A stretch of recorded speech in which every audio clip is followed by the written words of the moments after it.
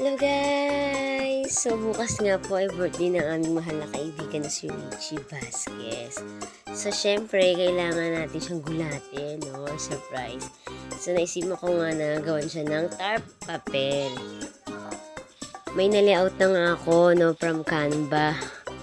So yan, dindownload ko lang yung picture, tapos yan, nilagay ko na siya dito sa Microsoft Excel, no? So pag gumagawa ako ng tarp papel, mas gusto ko talaga na dito sa Excel ginagawa kasi dito ay mas nakokontrol ko or mas nasusunod yung gusto kong papel.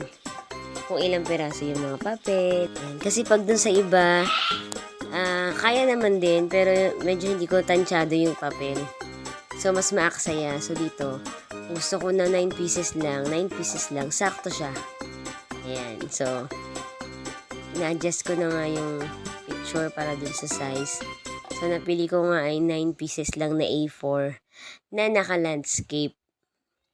Ayan, kasi kapag medyo madami, syempre mas mahirap, konting mahirap buuin dahil nga medyo madami siya.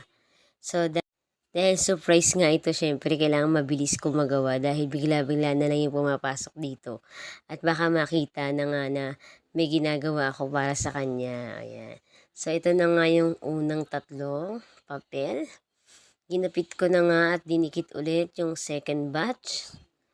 Ayan. So, 6 na po siya. So, 3 papel na lang po yung gugupitin ko para matapos ko na po ang ating tarp papel. Ayan. So, ito na po yung ating finished product. Diba? So, sana magustuhan niya to bukas. So, abangan nyo guys kung matutuwa ba siya dito sa surprise namin. Yun lang guys. Huwag mo na maingat.